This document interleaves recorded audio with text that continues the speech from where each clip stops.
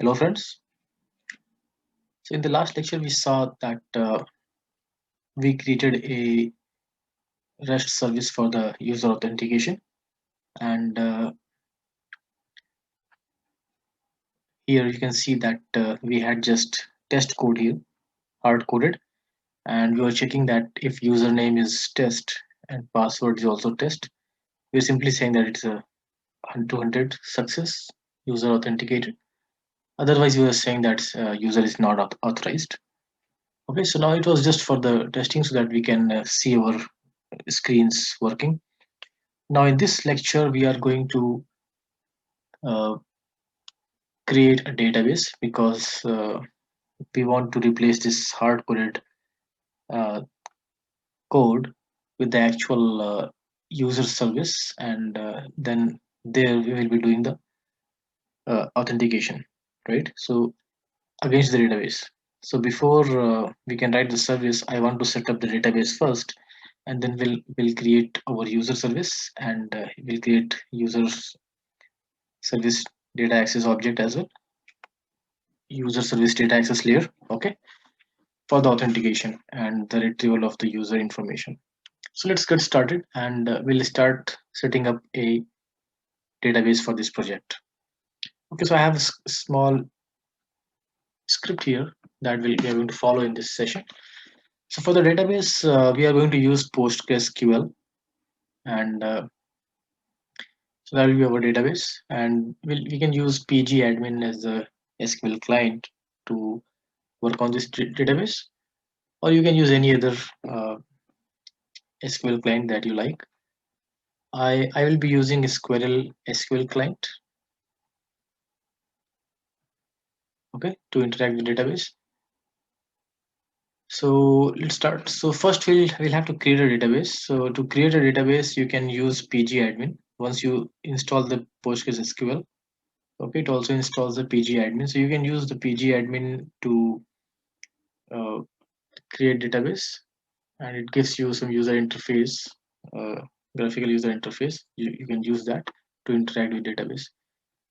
Uh, Sometimes pgadmin doesn't work. I had some problem. I think there's some versioning issue or something. It was not working. So in that case, what you can do, you can use a PSQL. Okay, that is called Postgres SQL shell. So that you can use as well. So I'm going to use PSQL. Now you have to connect to database. So my database is on this server, localhost. So that's okay. Database Postgres, yes. Port 5432. Username is also Postgres when I installed. Okay, so I had this username and password for this.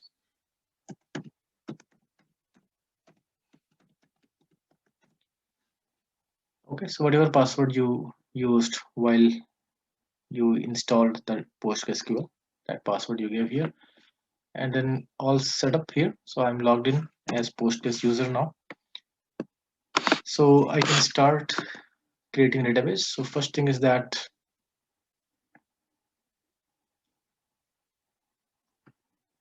create a database. So I can use this command, create database user management service. We are going to like create a simple user table, and then later we'll see if we need anything else, we'll create that as well. So create database user management service.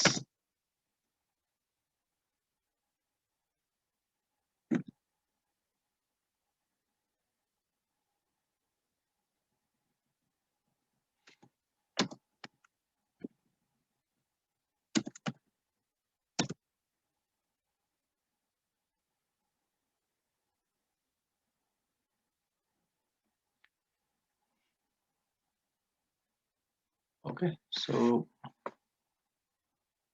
it's taking some time here, and database created here. So looks like this Postgres doesn't like this hyphen thing. So we'll need, so that's why I used a underscore here. Okay, so the database has been created. Now, if you want to check, you can check that as well. You can put a slash L as in list, and it will show you all the databases which you have here, right? So I have these ones already. and then we just created this one, user management service. That's what we have just created. Then you can also, I'll have to use this underscore everywhere. I just put it so that I don't have to write. Okay, so yeah. So now I want to connect to this database. So I'll use, so maybe I can write here as in list. This is L/L as in list. And then I'll connect with user management service, the database which we have created. I want to connect to that. We have connected now. Okay, so we are within our database now, user management service. Now I want to create a schema here, and I'll keep the same name for the schema as well. I'll put user management service. I'm going to create this schema. Schema has been created. So now from here you can do other things as well. You can create your table or whatever. It's SQL client, so you can do that. But like I said, I just wanted to create the database and schema to start with, and then the rest of the things I will be doing using the Squirrel SQL client. So let me start my SQL client. So I'm going to use Squirrel SQL client. It's a free software, you can use it, and it's a generic tool. So it's a generic SQL client, you can use it with any databases. Okay, so all of these which I'm showing here, like existing ones, they are all PostgreSQL. So what I can do, maybe I can copy the configuration from one of them, so I don't have to set up. So copy it is. Now this one is for user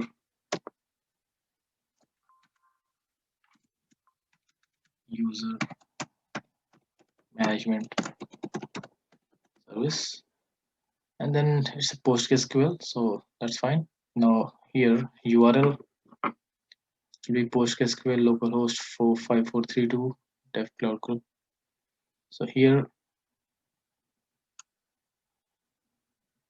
it will be our database,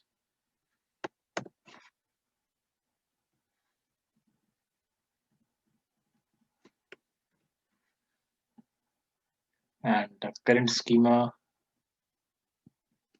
we have, this one's current schema. Okay, and then username Postgres, and password same. Let me test it. Connection successful. I'm able to connect to that, and okay. So this becomes our user management service. That's our database that we have just created. I'm going to connect to this. Okay. So now here, if we go to the objects, let me see. So this is our user management service database, and this is our schema here, user management service schema. And here we can go to the table and see there's nothing, right? It's just brand new database that we just created. So we'll have to create few things now. So what we want to do is, first thing I want to create a table. Okay, so I want to create a table for the user. This is the table.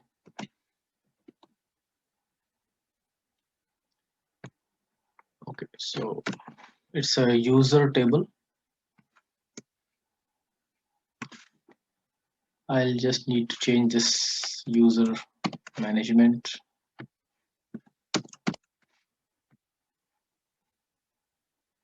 Here also.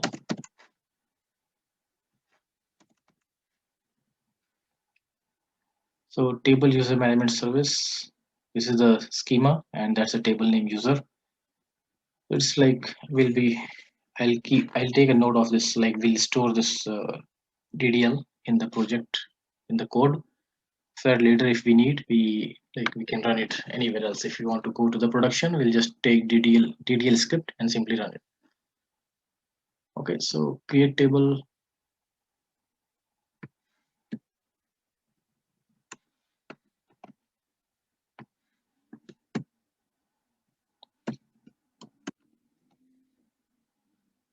and it's the ID, first name, last name, username, password, email, created timestamp, updated by, created by, and a constraint user primary key, and table space we are using default, and then here again user management service, we are giving the permission.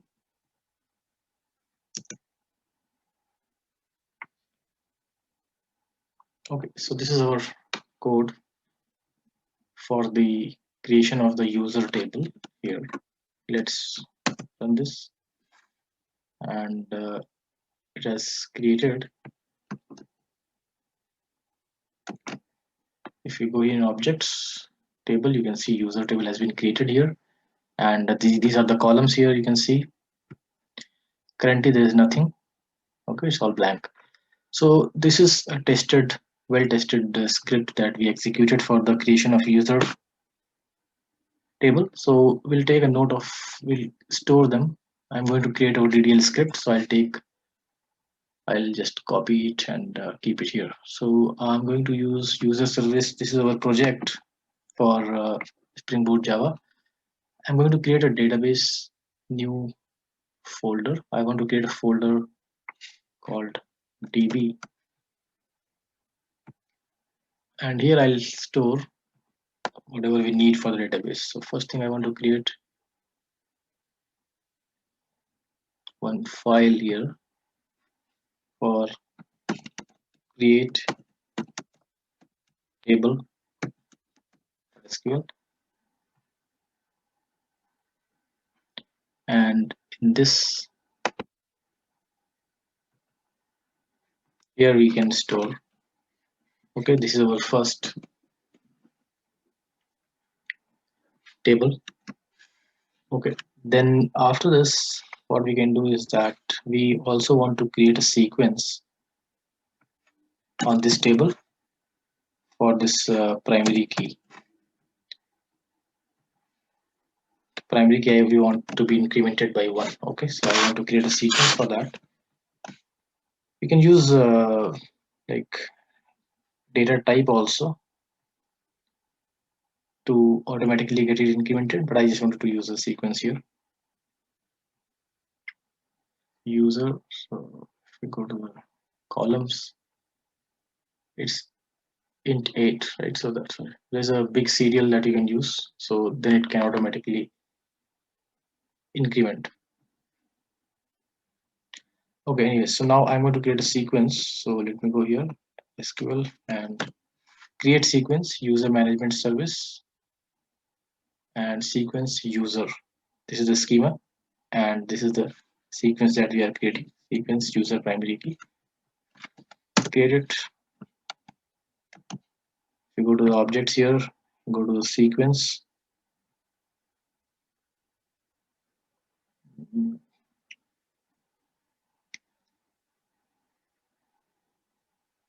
I think it's not showing up the sequence. This SQL client doesn't show that up. I think maybe we need to install some plugin or something to get that displayed. But anyways, that's fine. It has worked. So I'll store that as well. So I'll go here DB, and here I'm going to create a file.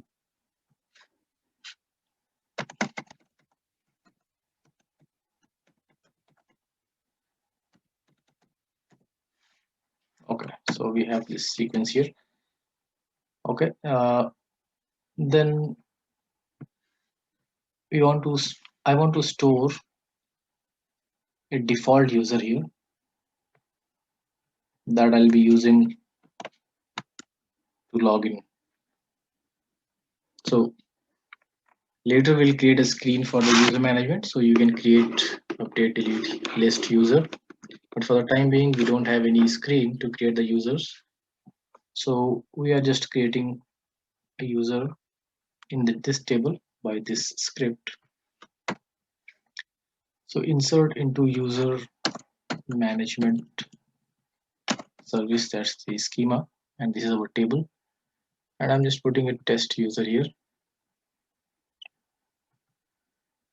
Okay, username and password are test. Here is the username here, and password is the last one. So username and password I have put test for the time being. Let's run this, and let's do select star from user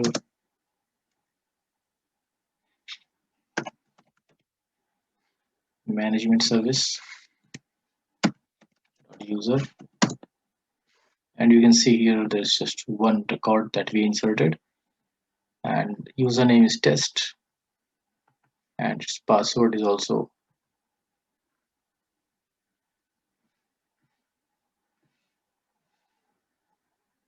okay. So we are not storing the password here. So looks like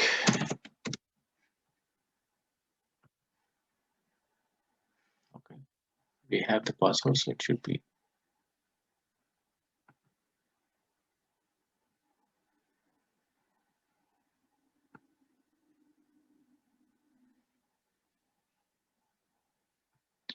okay. Here password is also test. So username and password both are test. Okay, and I'll store this as well in my project source code. I'm creating an insert script.